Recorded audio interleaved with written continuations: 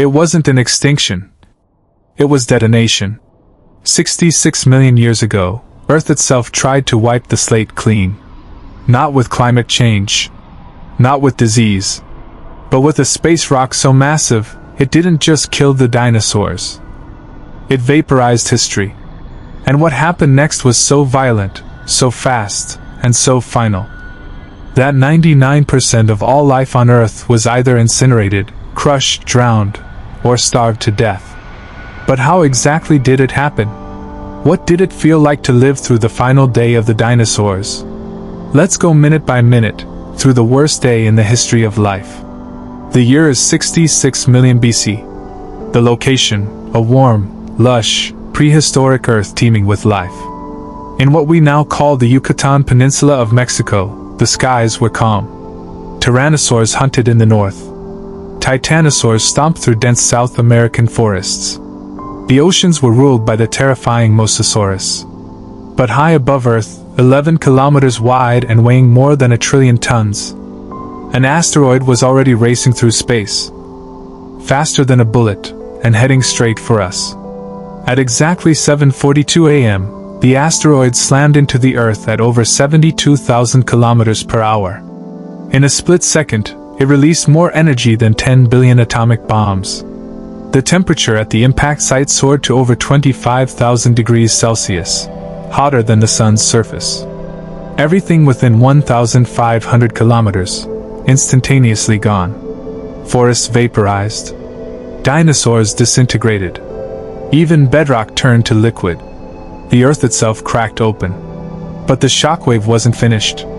A wall of ocean, over 1.5 kilometers tall, rose from the Gulf of Mexico and smashed coastlines across the planet. Tsunamis flooded what is now North America, Africa, Europe, even as far as Australia. Entire marine ecosystems were blasted apart in minutes. Imagine a blue whale being hurled like a pebble. That's the scale of force we're talking about. Within an hour, debris from the impact flew into space, then rained back down all over Earth. These weren't pebbles.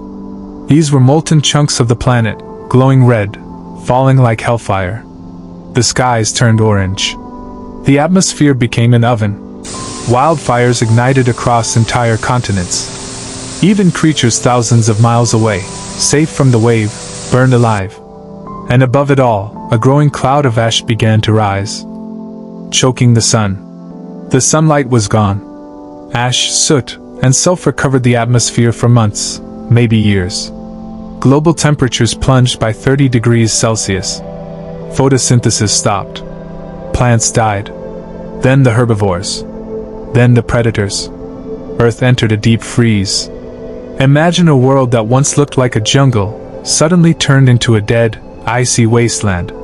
Not slowly. Not over generations. But in less than 1 year. The sound of the impact?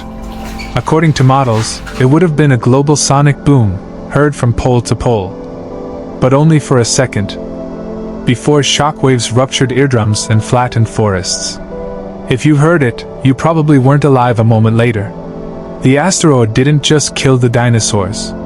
It ended 3/4 of all species on Earth, on land, in the sea, and in the air. It erased entire lineages. But left just enough life for a new chapter to begin. And from the ashes, tiny mammals survived, some no bigger than rats.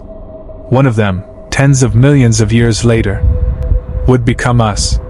So the next time you look up at the stars and see something streaking across the sky, remember, it only takes one rock to end the world. And it's happened before.